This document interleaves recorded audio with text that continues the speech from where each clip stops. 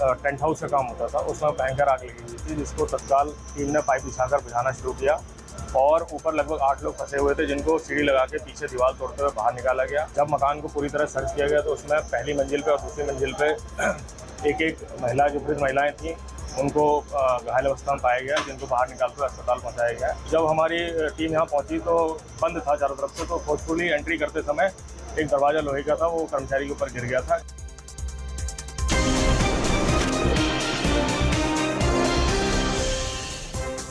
Good evening. Thanks a lot for staying with us here at CNN News 18. You're watching Nation at 5 with me, Ridhima Bhatnagar.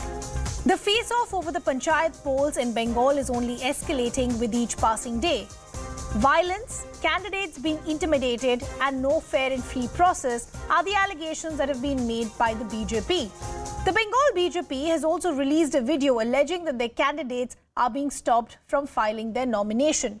Now, the counter by the TMC has been that the BJP just doesn't have enough candidates and is only instigating violence to suit its narrative.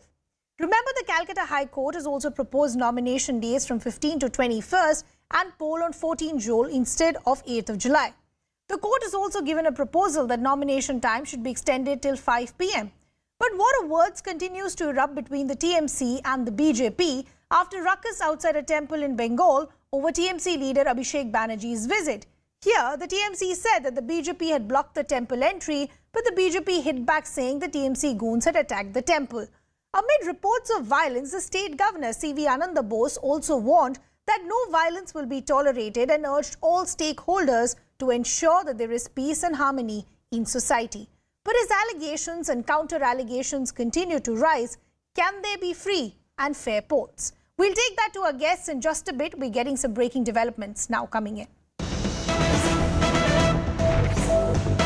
Now we're understanding the hearing in the court, in fact, has ended. So the word coming in from the High Court is they've reserved their order as of now. This, of course, is in the backdrop of the political war of words that continues as far as the Panchayat polls in the state of West Bengal is concerned. All eyes were on the High Court, where we're now understanding the High Court, in fact, has reserved its order. Let's first bring in our colleague Kamalika Sen-Gupta, who's joining us on the broadcast. So, Kamalika, the big update coming in is the High Court, in fact, has reserved the order.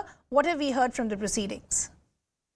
Yes, actually, it was a day-long hearing where the State Election Commission, the petitioner and the CGI all have discussed. The CGI has listened to both the sides and has also given this proposal that whether dates can be extended. The State Election Commission has stated that 1 day extension in nomination date is possible.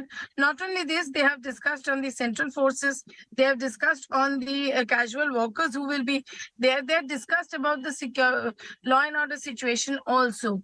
And here the State Election Commission has said that in the court that it is the State Election Commission in consultation with the state government that will decide on the forces. So the court cannot interfere within that. That's also a deposition which has been given by the State Election Commission. Now the entire thing has been heard by court and the judgment is reserved. That means the judgment can come out tomorrow, day after, any day. They feel like they will release the order. But obviously everybody is looking towards this order because there is widespread allegation by the opposition. Both the BJP and Congress did this case that there is a chance of widespread violence and intimidation, and in this case, the total nomination procedure should be videographed. Now, this has already been ordered by State Election Commission that the total process will be videographed. Second, their demand to conduct free and fair election was to bring in central force. Now, that is the take of the State Election Commission and the state government, and there the debate has taken place. What court orders on that is to be seen. On the other hand, the third thing was they wanted some online nomination. That's not physically possible. A discussion has taken place on this. The direction will come on that too. And obviously, when this hearing was going on, then today was the third day of filing of nomination. Okay. Several incidents were coming in, informations were coming in, several allegations were made by BJP. Also, some of the allegations were made by TMC, like Shayantika Banerjee, who is the TMC leader. The TMC is alleging that the BJP has attacked their leader Shantika. So basically, not only war of words, but on ground also, there has been a total conflict and clash between Yeah. TMC versus Congress, TMC versus CPIM, TMC versus BJP. So literally, it is a whole temperature is going higher day by day. And next year is the Lok Sabha polls. Yeah. So this Panchayat poll is going to be semi-final. So everybody, all the parties are giving their best in this. Oh, absolutely. I agree with the point that you're making, Kamalika, that the poll temperatures are only going to escalate with each passing day, with each political party seeing and understanding the importance as far as these Panchayat polls are concerned. We'll just request you to stay on with us. Let's also listen into some reactions that we got from the TMC and the BJP. उस बंगाल में जहां ममता दीदी की सरकार हो, वो बंगाल जल रहा है, साथ ही जल रही है बंगाल की अस्मिता, बंगाल की पहचान, बंगाल की शान, बंगाल का नाम, और जलाने का काम कर रहा है ममता दीदी और उनके वहां के लोग। हिंसा की बात करें तो वहां पर देखने को मिलता है कि हिंसा, तुष्टीकरण, अराजकता, भ्रष्टाचार बंगाल का न्यू नॉर्मल बन गया है।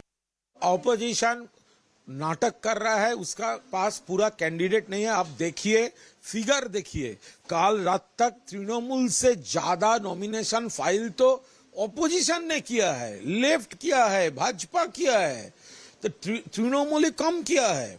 तो वो लोग पूरा कोशिश कर रहा है, जो उसका प्रॉब्लम है, उसका पास कैंडिडेट्स नहीं है, उसका ये मुद्दा बनाने का एक पॉलिटिकल कोशिश है। We're now getting some other updates also coming in. We're now understanding TMC, Shantika Banerjee's convoy, in fact, has been attacked by BJP goons in Jaipur area of Bankura. We're understanding the pilot car that was accompanying her has also been damaged. So TMC accusing the BJP of violence and attack. Once again, they're saying that TMC, Shantika Banerjee's convoy, in fact, has been attacked by goons of the BJP. All of this has happened in the Jaipur area is what we're understanding. We're putting out some visuals as well. Here we're understanding, as far as the sequence of events were concerned, that the pilot car that was accompanying the TMC leader, in fact, has been damaged as well. We'll try and get more details of what really has happened, what are the claims and the counter claims that are coming in from the BJP and the TMC, and also what is the situation as far as the leader who was travelling in this convoy is concerned. I believe our colleague Kamalika continues to be with us.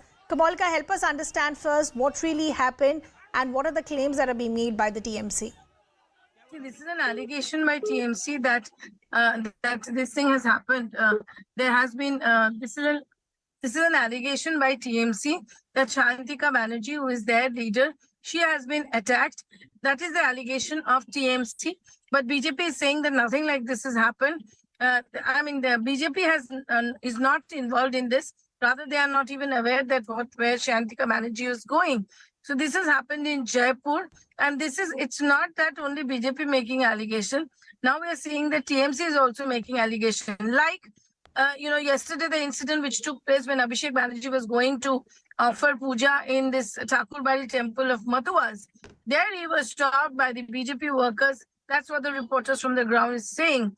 Now today, Mamta Bala Thakur, who is also a Thakurbari person who was a former MP, she comes out and she's saying that she is insecure because she's been threatened by Shantanu Thakur, the Union Minister of State for Shipping. So, allegation and counter allegation is on.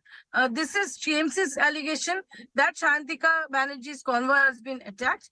On the other hand, the BJP is also coming up with allegation where their workers are beaten badly and they have been intimidated. So, both the sides are clearly putting the allegation against each other.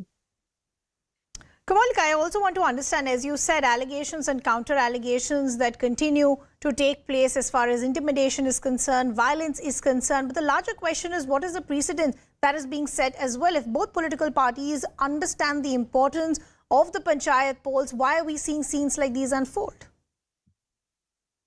That's a very good question. Panchayat polls means land. Panchayat polls means the person, the very poor person in the village, his power. So it is like more in most of the places. That's why Panchayat polls have always been violence in Bengal, because land is very important for each and every person in the rural areas, and land gives them the power. And if that person is powerful, then that person has more right to the land. Something like this cooks up whenever one person is in power. So it is the land, the money, and to the absolutely downgrade people, absolutely people who are in the Okay. lowering Yeah. of the village. For them, And it's with their both election. political parties More than- understanding the importance and significance, it's only likely that the political temperatures will increase in the days to come. Kamalika, unfortunately, we'll have to leave that conversation there. Thanks a lot for getting us all those details. Let's also now bring in our guests. BJP leader Bhaskar Ghosh is joining us on the broadcast. TMC and political analyst Professor Manojit Mondal also now joining us on the broadcast. Good to have both of you on the broadcast with us. Manojit, I'd like to begin the conversation with you. Multiple allegations and charges that have been leveled by the BJP against your state government as far as lawlessness and functioning of administration is concerned. Let's begin with the first allegation that the BJP has made. They've gone on to say that the SEC or the State Election Commission is working at the behest of the TMC. They're getting direct instructions coming in from the state government. We don't believe that these elections are going to be free and fair.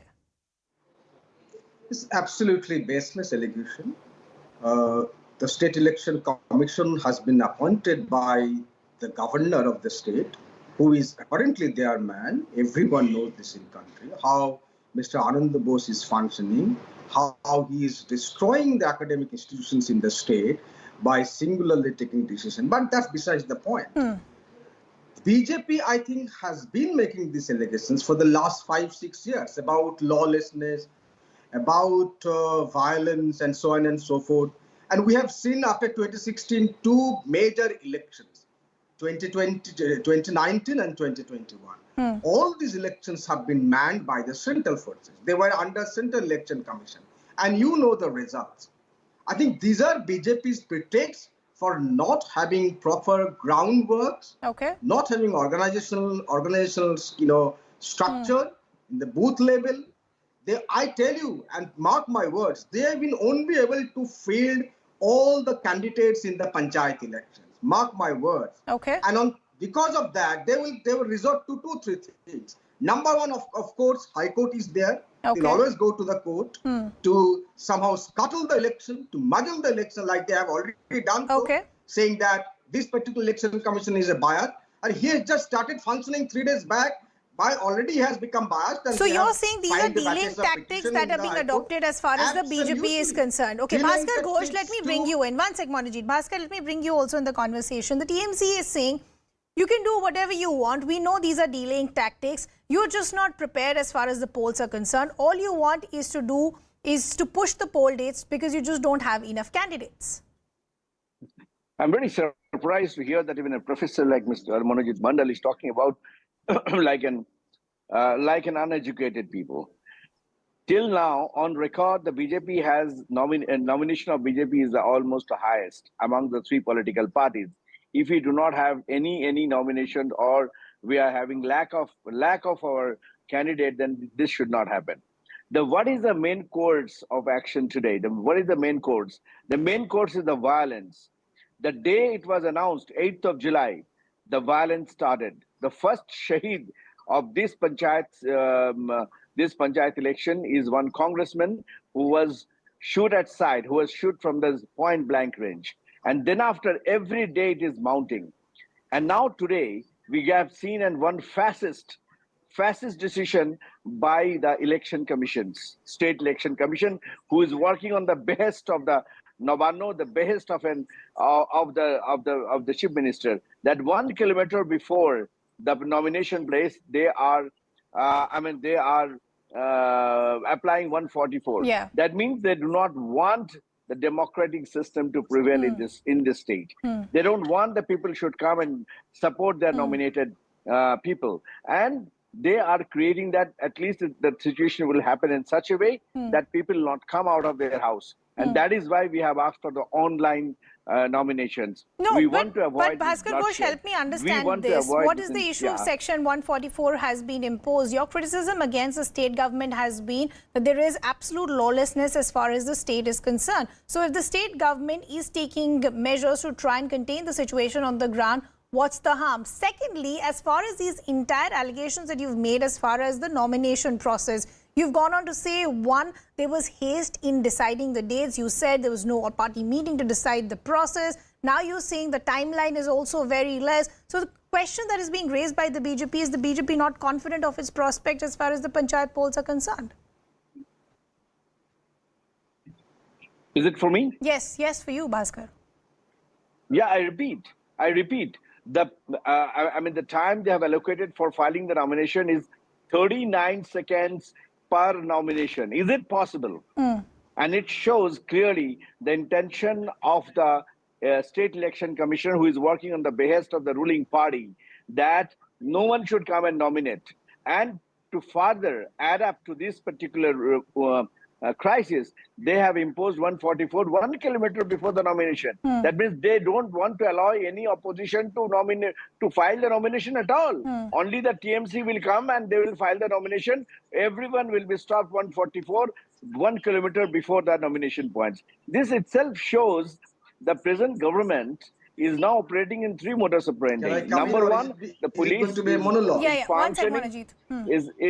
The police is functioning as an mute spectators in front of them. All kind of. Manojit, this is not the first time that the BJP is making allegations as far as lawlessness or questioning the role of the police on the ground. They're saying Bengal has a history of violence. We don't have faith as far as the state police is concerned. We want central forces to be deployed. You just heard Bhaskar Ghosh there saying that if Section 144 has been imposed, we think that this is going to lead to not many people coming out as far as nomination is concerned. You have to give me adequate time, the way you have given to your friend. Sure. Not my friends, sir. Representatives of both political parties have equal time. You have all the time as well, Manojit. I'm also your friend. He is your friend. I'm also your friend. The fact remains that I don't want to get personal with this, whoever BJP is arrogant, Aaron. But I will expose his stupidity. What he is saying, that we are not allowing them to file nominations. Right now, he said that they have the highest number of nominations so far. So that is the stupidity that BJP works on in this state and the country. I mean, it is TMCs at times they are stopping for nomination. And if 144 is imposed, that's for the safe passage of all the candidates, right? 144 means that you can't come with certain number of people. You can go and file your nomination safely. And that should be done. And we are appealing to all the political parties, including the TMCs, not to indulge in violence, because anyway, BJP is going to lose. And if some people win, they will come to TMC later on, because people in this country know and this state know there is only TMC who is doing politics of development. We do not indulge in politics of religion like they have done with Abhishek yesterday. One of their ministers, he stopped Abhishek from entering a temple. Oh my God, look at this. I mean, he talks about violence. These people indulge in violence with the help of the CISF and CRPF. Abhishek yesterday was stopped by CRPF, CISF to enter even a temple. I think BJP is the most violent political parties in this country. They harbor even a terrorist in the parliament. 33% of their MPs are criminals with heinous criminal record. And you talk of law and order, encounters take place in BJP-run state. We have seen what is happening with Uttar Pradesh. We are seeing what is happening in Maharashtra. We have seen what is happening in Bengal in terms of communal rights. They'll talk about lawlessness. I repeat, these are all lame excuses, as they do not have proper organizational structure in the ground level. And in any case, they are going to lose the election. You mark my word. But nonetheless, wherever there are certain incidents, the state government will help the election commission to check these incidents. And that's why 144 has been rightly imposed. Okay.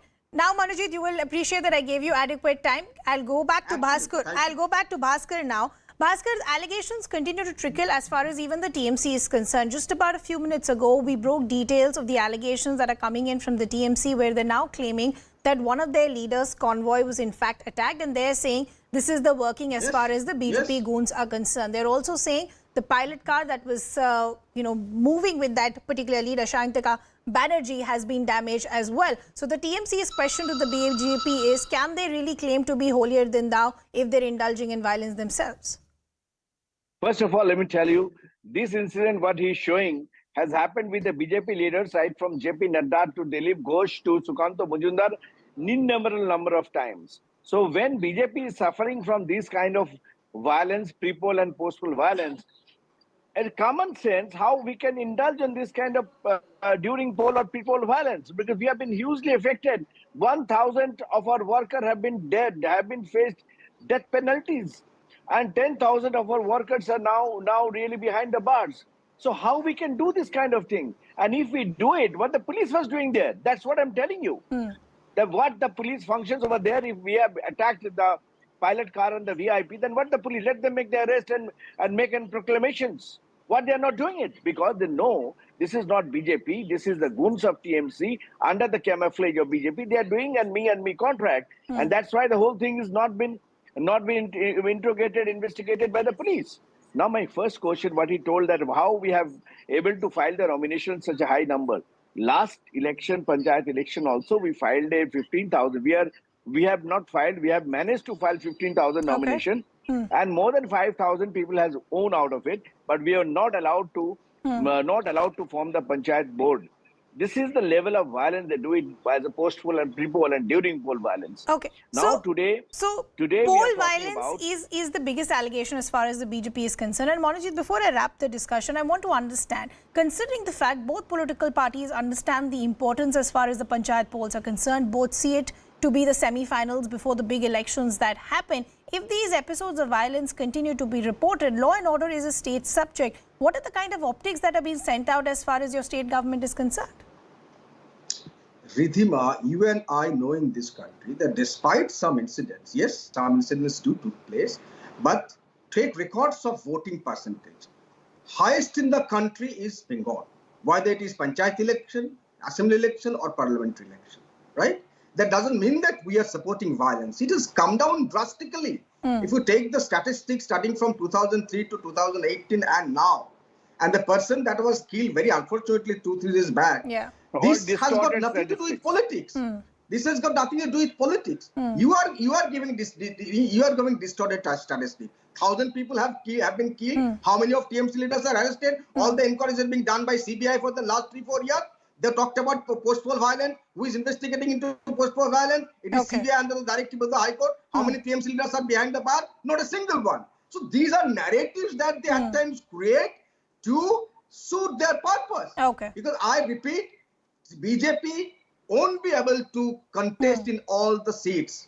Even if they take advantage, the help of CPM and LIV. They have got a tacit understanding with both Congress and the CPM. Nonetheless, they won't be able to file all the nominations.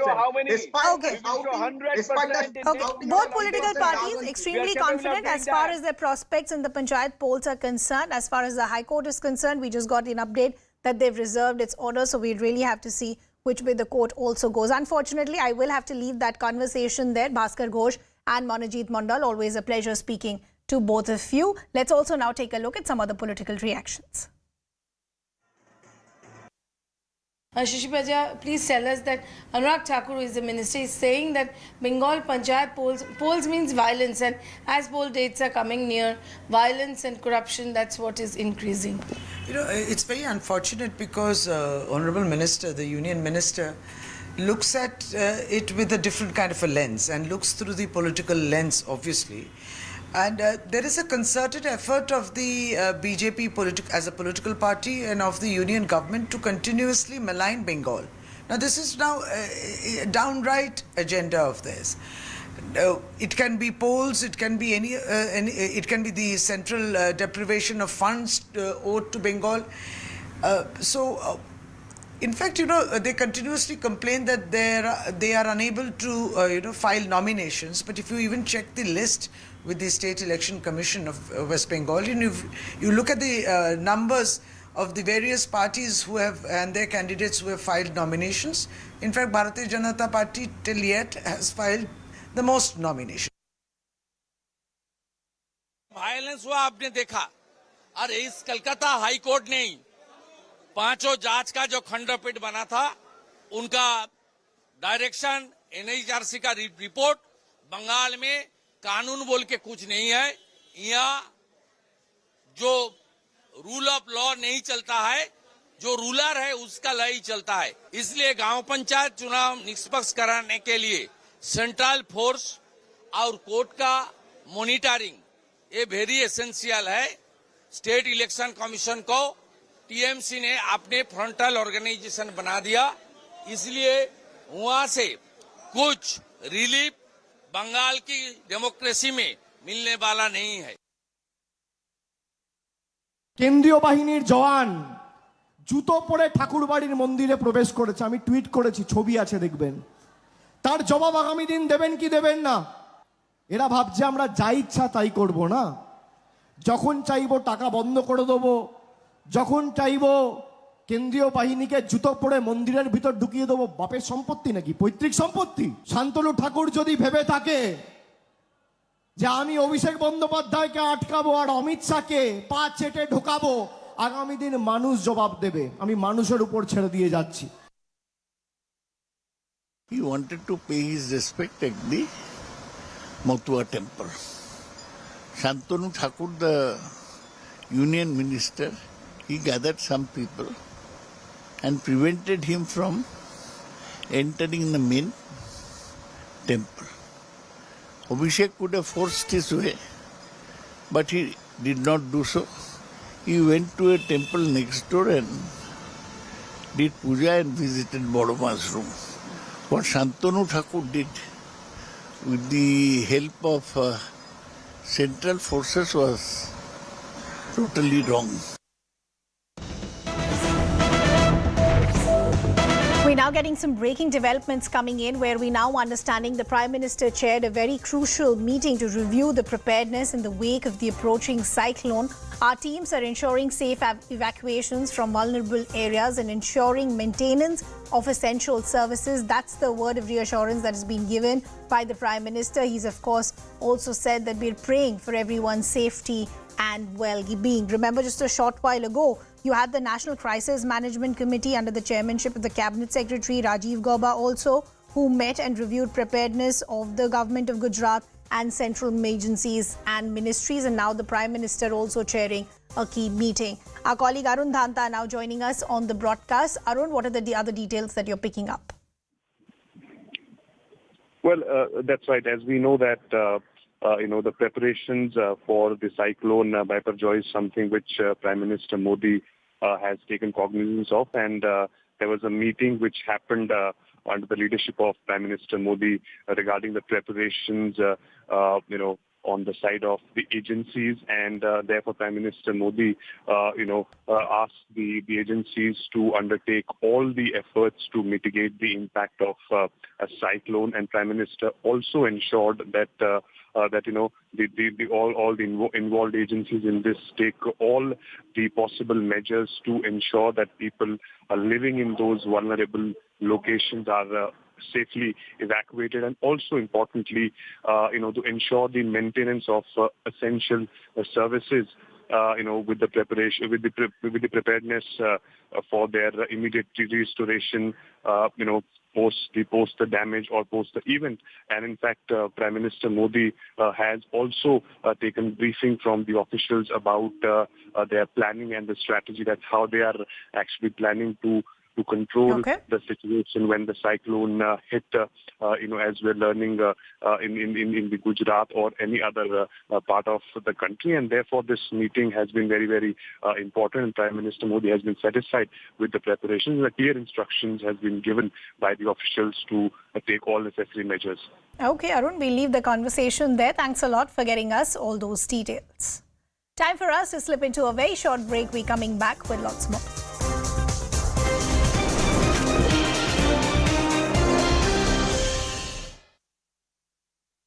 भी नहीं है। देखिए, वो एक announced programme था, वो जो नवजुआ चल रहा है अभिषेक का मेन प्रोग्राम था, पॉलिटिकल प्रोग्राम था हावड़ा में, लेकिन अभिषेक का जो नवजुआर है वो तो जनजुआर बन चुका है। तो इस जनजुआर में भयभीत होकर भाजपा ने आज किसी समर्थक भाजपा कुछ लोग वो लोग बहुत डिस्टर्ब किया, मंदिर टेम्पल वो बंद करके रखा, स्लोगनिंग किया और सेंट्रल फोर्स वो जूता पहन के मंदिर में घुस के मंदिर में घुस के सेंट्रल फोर्स को यूज करके वो लोग अभिषेक को मंदिर में घुसने से वो रोकने की कोशिश की। কেন্দ্রীয় বাহিনীর জওয়ান জুতো পরে ঠাকুরবাড়ির মন্দিরে প্রবেশ করেছে, আমি টুইট করেছি, ছবি আছে দেখবেন। তার জবাব আগামী দিন দেবেন কি দেবেন না? এরা ভাবছে আমরা যা ইচ্ছা তাই করব না, যখন চাইবো টাকা বন্ধ করে দেবো, যখন চাইবো কেন্দ্রীয় বাহিনীকে জুতো পরে মন্দিরের ভিতর ঢুকিয়ে দেবো। বাপের সম্পত্তি নাকি পৈতৃক সম্পত্তি? শান্তনু ঠাকুর যদি ভেবে থাকে যে আমি অভিষেক বন্দ্যোপাধ্যায়কে আটকাবো আর অমিত শাহকে পা চেটে ঢোকাবো, আগামী দিন মানুষ জবাব দেবে। আমি মানুষের উপর ছেড়ে দিয়ে যাচ্ছি। We're crossing over to CNN News 18's Kamalika Singupta to get us more details on this. Kamalika, can you tell us about who is for and against the demand for central forces during the Panchayat polls and what the reasoning is? See, this is actually this total incident happened. Abhishek Banerjee is in Sanjog Yatra, Navjoar Yatra for the last 2 months. He is going to every district. Now, his yatra was going in North 24th Pargana, where this Thakurbari is. Now, what is Thakurbari? Thakurbari is this temple of Mathua community, and Mathua community is very strong in this area, bordering areas, and around 60 constituencies. They are very strong. They are the people who came from Bangladesh, the Hindu minority people who came from Bangladesh, who are absolutely the backward classes, and they worship this. They have this temple here. Now, this temple, now Mathua vote is very important, and Abhishek Banerjee, because Thakurbari was in his way, every politician who goes there goes to Thakurbari. Now, Shantanu Thakur, who is a descendant of Thakurbari, he is a minister of BJP. Now, there were some protests by the BJP people, the BJP MLA, and all of them were there. They were trying to stop, that's what the local reporters are saying, they were trying to stop Abhishek Banerjee to enter into that temple. Now, Shubhendu Adhikari comes up with a tweet where he puts up a video and says that the temple area, some people came and they actually done something wrong in the temple area. He wanted Amit Shah's interference on this. On the other hand, Trinamool comes up with a video where they show that CISF Jawans who were with Shantanu Thakur, they with boot entered the temple.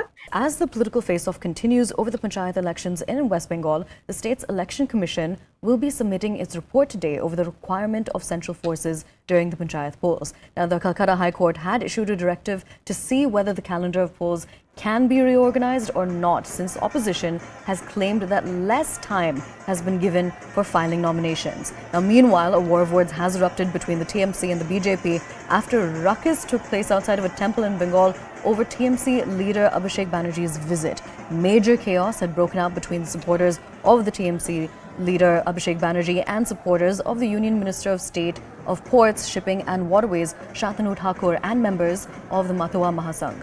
Now, Banerjee had said that the central security personnel who guard Shantanu Thakur and his brother Subrata, a BJP MLA, had attacked and heckled women TMC workers. चुनाव सही वक्त पर होना है। गांव का चुनाव, पंचायत चुनाव गांव का सरकार है। ये विद इन जुलाई कराना कोई दिक्कत नहीं है, ये वेलकम है। चुनाव का तारीख ऐलान करने का कम से कम 1 हफ्ता पहले all party meeting, 1 state level, 1 district level, 1 block level, SDO level भी हुआ है। फॉर्म नहीं था। इतना छुपा के पंचायत चुनाव का प्रोसेस जारी करने का इसका मकसद क्या है? बहुत खतरनाक कदम है। Without the consent of this family अपने पावर की, स्टेट का जो पावर है उसके ऊपर उन्होंने घुसने का कोशिश किया है। ये तरीका अच्छा नहीं है। As a member of parliament उसको जाने का पहले ठाकुरबाड़ी का इजाज़त लेना।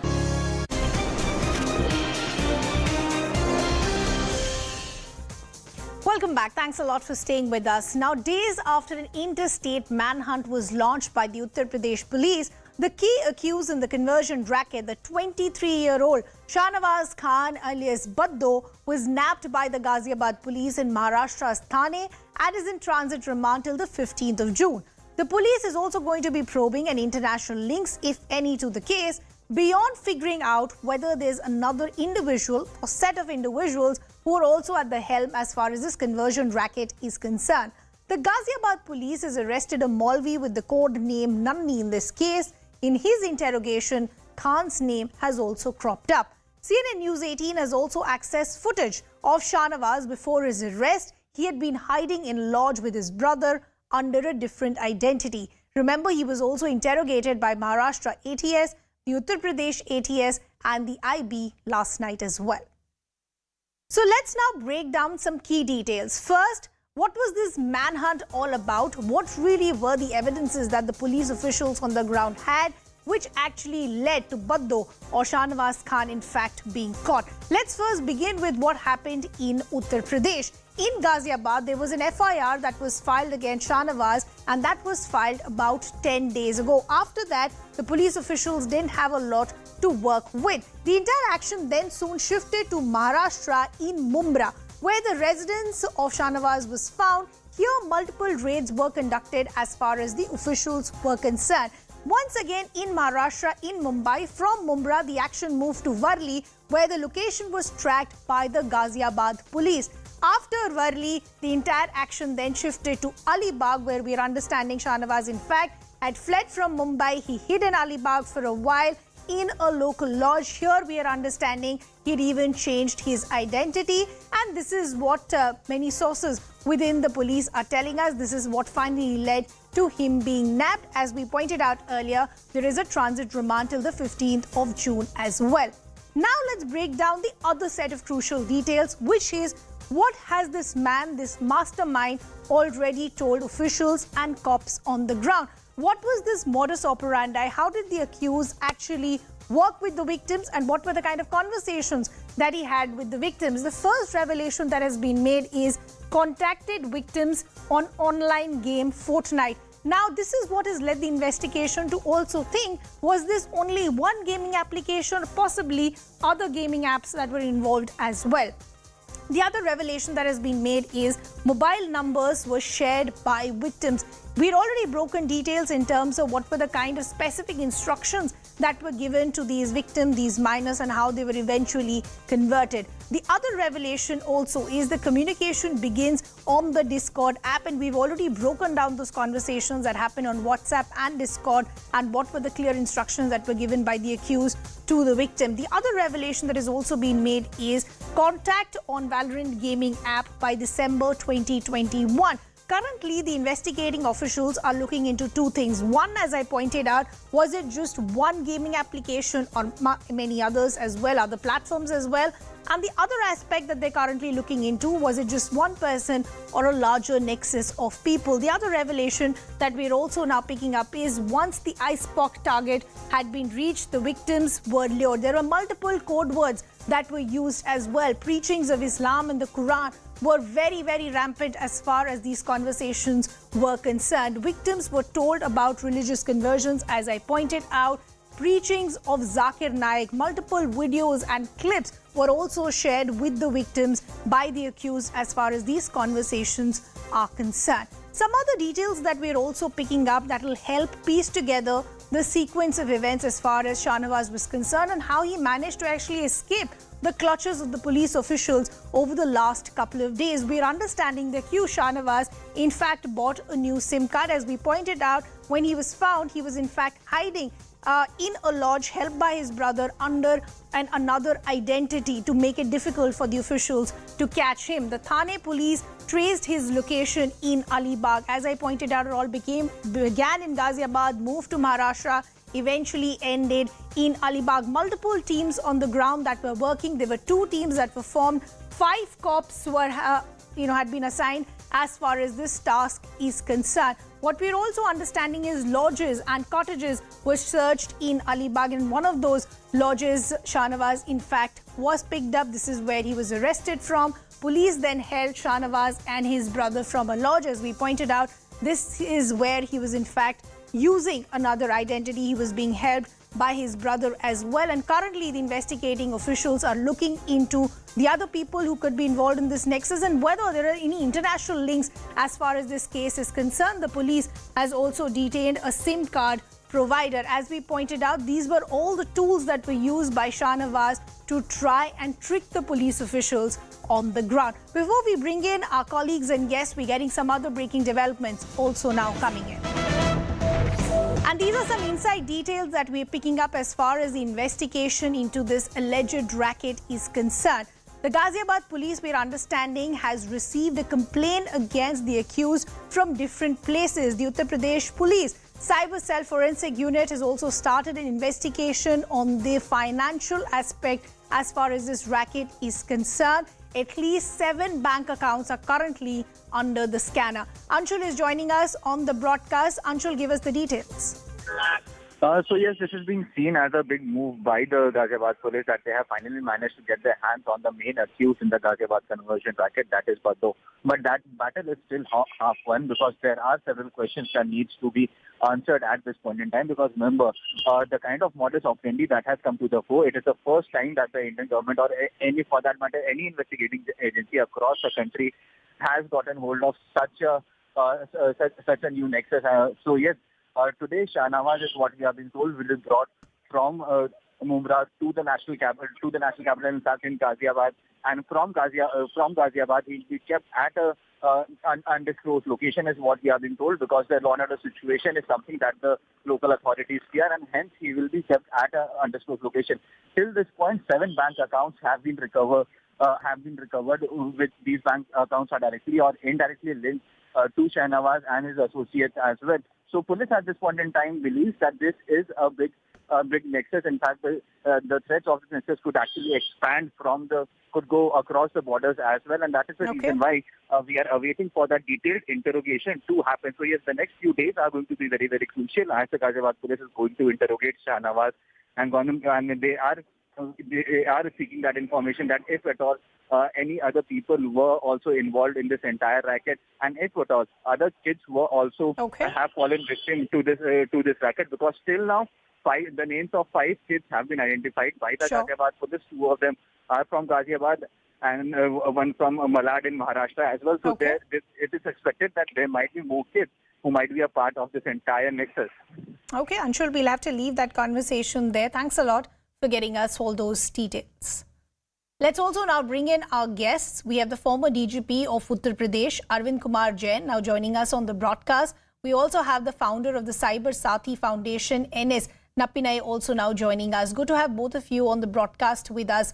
Arvind sir, I'd like to begin the conversation with you. This really is the first time that we're seeing a modus operandi like this being used, where a gaming application is used to target and then lure minors and children and eventually convert them. How concerned are you at this point?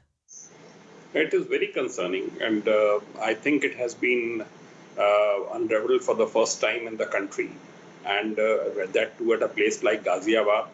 In UP, stern action is being taken by the government, by police against such racketeers, and I congratulate Ghaziabad police for unraveling this entire racket. And once this person Damoh is brought to Ghaziabad and is taken on police custody remand, I think he will divulge so many facts, because already Ghaziabad police has very strong case. They have documentary proof. They have signed affidavits by affected minors or mail correspondence and transcript, chat transcript. They have very strong case against the accused. And but who gave them this kind of idea? Is it going on at other places also in the country? Are foreign nationals also involved in it? Is there funding from foreign countries for this? Because they were offering motorcycles, a trip to Dubai and other places to these minors. So it's a very serious thing, and naturally public wants that drastic action should be taken against such criminals. Yeah.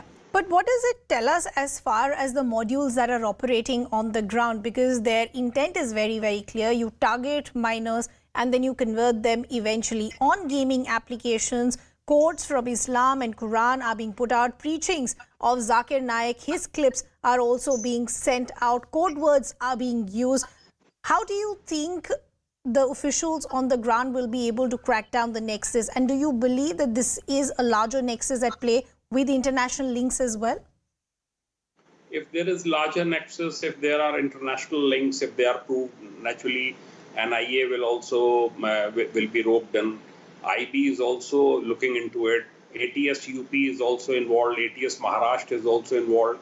These are all professional agencies, and I think they will do a very good job out of this, because this revelation is very big one. Yeah. And if it is going on as a racket throughout the country, then it's a very serious thing. And if this is only an isolated incident at Ghaziabad, then who gave this brilliant idea to these to Baddo and Abdul Rahman, another cleric who was also involved?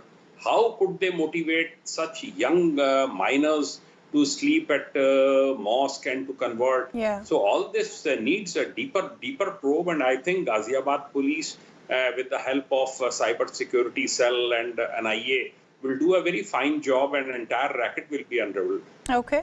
Ma'am, I want to bring you in the conversation now. Once again, this entire expose has raised questions as far as how safe are our children online. I want to first begin by understanding, because gaming applications are under the scanner, what is the sole responsibility of the applications and the ones who are putting it out on the system? So actually, this may be a new development for India. But internationally, this is not the first time that online gaming has been used as a platform for luring minors, particularly what we call as social engineering, right? And specifically for terrorist purposes. So in 2015, after the Paris attack, when social media platforms were being used for actually luring and making people join terrorist organizations, etc. And after the Paris attack, all of those accounts were blocked by activists. So then, even as early as in 2015, terrorist recruitments moved to online gaming. Okay. So I'm glad in a way that this kind of issue is now being highlighted, because this is not new and this is not something that's happening only now. If you look a few years back also, you will find news reports which talk about Syrian brides. Primarily, this was young teenage girls who were being lured using social media platforms, online gaming, etc., to move from UK to Syria as brides for the terrorists. They only after reaching Syria, they really got to know what reality was. When I wrote in my book, Sassy Tales, it's about cybercrime stories and the law. Okay. I've talked about 2 such incidents in that, and I can tell you, readers were actually reached out to me, some readers, close friends, etc. Sure. Reached out to me and asked, "Man, you've written about this kind of a modus operandi, but is this real? Does this really happen?" Yeah. And one of the instances is exactly falling fair and square with the modus that's being talked about now. Okay. You create a game. You're saying that it's not new. It had been happening internationally. Unfortunately, it's come to India now. But I'm essentially also trying to understand, one, as I was asking you, the responsibility of the people who are putting out the gaming applications, but more importantly, what is the process of vigilance? How do we know what really is transpiring on these gaming applications? Now, here's the thing from a legal perspective. So let me put on my lawyer cap now to respond to you on this. Firstly, the intermediary guidelines of 2021 have set out explicit provisions for protection of children online. So any data that harms children, if it is information which is misleading or which is a misrepresentation or impersonation, all of these are violations or offenses, and both the platforms as well as the users are responsible for this kind of information reaching online. As of 2023, online gaming has been made specifically part of the intermediary guidelines, and self-regulatory mechanisms have been introduced for online gaming platforms. So here is a criticality. When code of conduct or when do's and don'ts are set out in terms of how an online game is to be set up, here is a criticality that has been flagged. More importantly, online gaming platforms are also at a higher threshold in terms of having to comply with the legal requirements as significant social media intermediaries or big tech. So when you're an online game and when it is being misused for a criminal purpose, you must have three kinds of officers: a grievance officer, a nodal officer, and a compliance officer. Sure. So anyone who comes across these kind of issues with respect to a game can write to a grievance officer. And if the grievance officer does not respond within 15 days, now MeitY has set up 3 benches of grievance appellate tribunals also. So you can then escalate the issue to MeitY. And of course, you always have the provisions of filing criminal cases. So there are provisions that are there as far as raising complaints are concerned. But as of now, because the investigation is still on, the concern is, was this an isolated case or were there many other rackets and nexuses that were still, active as far as the ground is concerned? Unfortunately, I'll have to leave that conversation there. Arvind Kumar and NS Napinai, pleasure speaking to both of you. Some reactions coming in as well. हमसे मदद मांगी थी, गाजियाबाद के senior officers ने भी हमसे मदद की थी, इसलिए आरोपी के अरेस्ट के लिए मदद करने के लिए हमने 2 टीम्स बनाई थी और 2 टीम में से एक टीम ने कल गाजियाबाद के 2 पुलिस कांस्टेबल और हमारी मुमरा पुलिस की टीम थी, उन्होंने जाके अलीबाग से आरोपी को अरेस्ट किया है। एक्चुअली वो टेक्निकल एनालिसिस है, टेक्निकल के बारे में ज़्यादा डिटेल बताना यहाँ पे ठीक नहीं होगा, लेकिन टेक्निकल एनालिसिस के जरिए आरोपी तक हम लोग, हमारी टीमें पहुंची, उसको अकेले को अरेस्ट किया है। उन्होंने जो अरेस्ट के लिए रिक्वेजिशन दिया था, लेटर दिया था, रिक्वेस्ट की थी, वो एक आरोपी की थी, उसी एक आरोपी को arrest. Well, we'll keep tracking all these developments as far as the story is concerned. But for now, we're slipping into a very short break.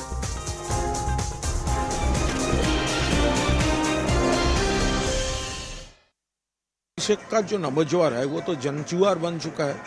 तो इस जनजुआर में भयभीत होकर भाजपा ने आज किसी समर्थक, भाजपा कुछ लोग, वो लोग बहुत डिस्टर्ब किया, मंदिर टेम्पल वो बंद करके रखा, स्लोगनिंग किया और सेंट्रल फोर्स वो जूता पहन के मंदिर में घुस के, वो जूता पहन के मंदिर में घुस के सेंट्रल फोर्स को यूज करके वो लोग अभिषेक को मंदिर में घुसने से वो रोकने की कोशिश की। কেন্দ্রীয় বাহিনীর জওয়ান জুতো পরে ঠাকুরবাড়ির মন্দিরে প্রবেশ করেছে, আমি টুইট করেছি, ছবি আছে দেখবেন। তার জবাব আগামী দিন দেবেন কি দেবেন না? এরা ভাবছে আমরা যা ইচ্ছা তাই করব না। যখন চাইবো টাকা বন্ধ করে দেবো, যখন চাইবো কেন্দ্রীয় বাহিনীকে জুতো পরে মন্দিরের ভিতর ঢুকিয়ে দেবো। বাপের সম্পত্তি নাকি, পৈতৃক সম্পত্তি? শান্তনু ঠাকুর যদি ভেবে থাকে যে আমি অভিষেক বন্দ্যোপাধ্যায়কে আটকাবো আর অমিত শাহকে পা চেটে ঢোকাবো, আগামী দিন মানুষ জবাব দেবে। আমি মানুষের উপর ছেড়ে দিয়ে যাচ্ছি। We're crossing over to CNN News 18's Kamalika Sengupta to get us more details on this. Kamalika, can you tell us about who is for and against the demand for central forces during the Panchayat polls and what the reasoning is? See, this is actually this total incident happened. Abhishek Banerjee is in Sanjog Yatra, Navjoar Yatra, for the last 2 months. He is going to every district. Now, his yatra was going in North 24 Pargana, where this Thakurbari is. Now, what is Thakurbari? Thakurbari is this temple of Mathua community, and Mathua community is very strong in this area, bordering areas, and around 60 constituencies. They are very strong. They are the people who came from Bangladesh, the Hindu minority people who came from Bangladesh, who are absolutely the backward classes, and they worship this. They have this temple here. Now, this temple, Mathua vote is very important. And Abhishek Banerjee, because Thakurbari was in his way, every politician who goes there goes to Thakurbari. Now, Shantanu Thakur, who is a descendant of Thakurbari, He is a minister of BJP. Now, there were some protests by the BJP people, the BJP MLA, and all of them were there. They were trying to stop, that's what the local reporters are saying. They were trying to stop Abhishek Banerjee to enter into that temple.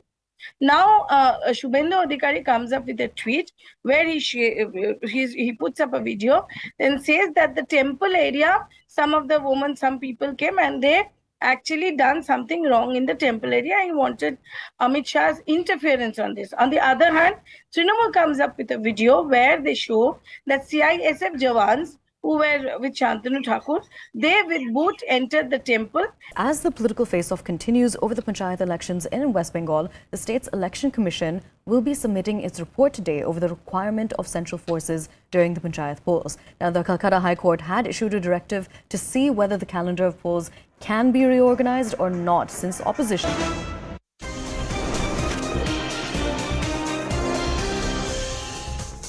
Welcome back. Thanks a lot for staying with us. Prime Minister Narendra Modi chaired a review meeting today as Cyclone Biparjoy intensified into an extremely severe cyclonic storm.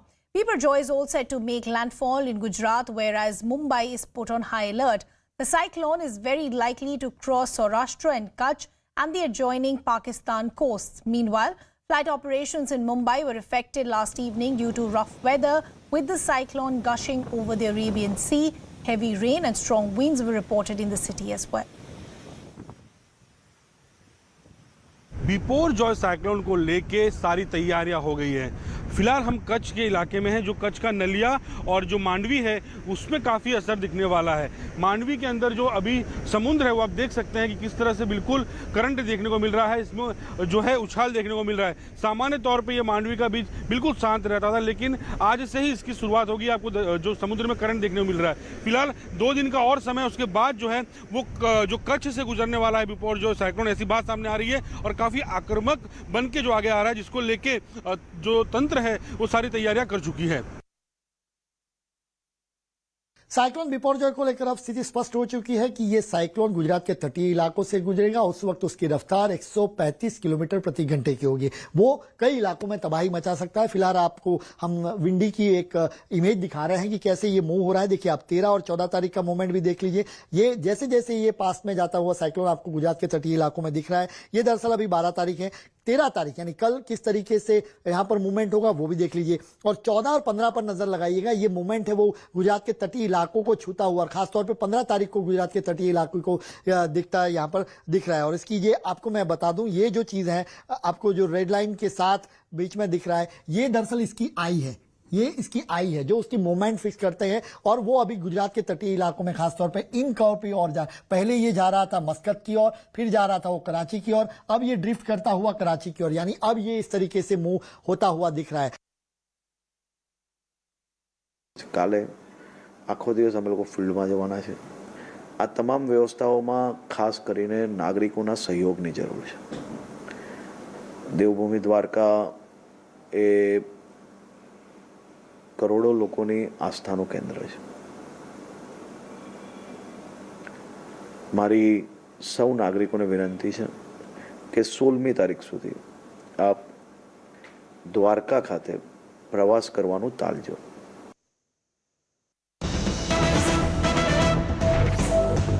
Shifting our focus then, some news coming in as far as the state of the economy is concerned, where we're now understanding India's retail inflation has in fact eased to 4.25% in the month of May. This is down from a 4.7% that we'd seen in the month of April. Let's also now bring in our colleague Pallavi Ghosh, who's joining us. Pallavi, if I look at the numbers, if I understand this correctly, I think this is a 25-month low that we're seeing.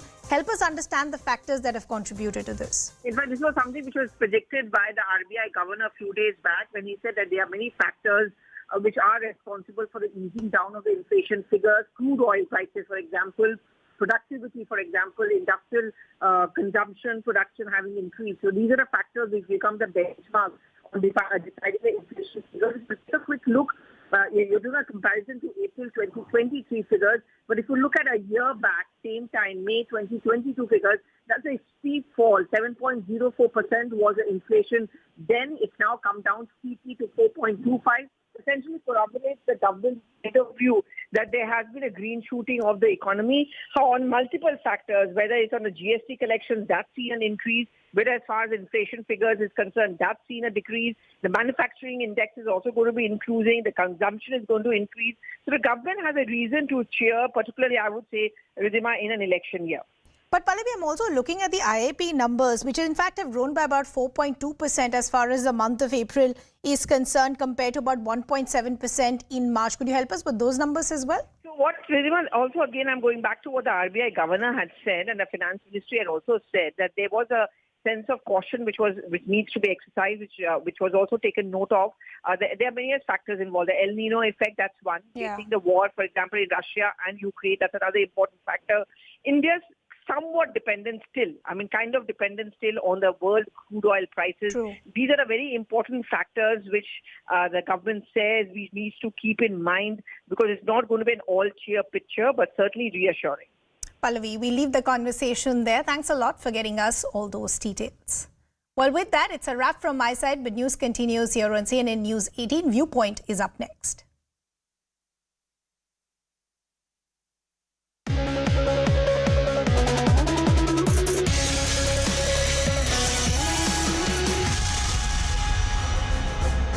Good evening and a warm welcome. I'm Rihatul Siddiqui and this is a brand new edition of Viewpoint.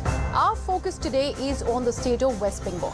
Now, when the State Election Commission made the big announcement that the Panchayat poll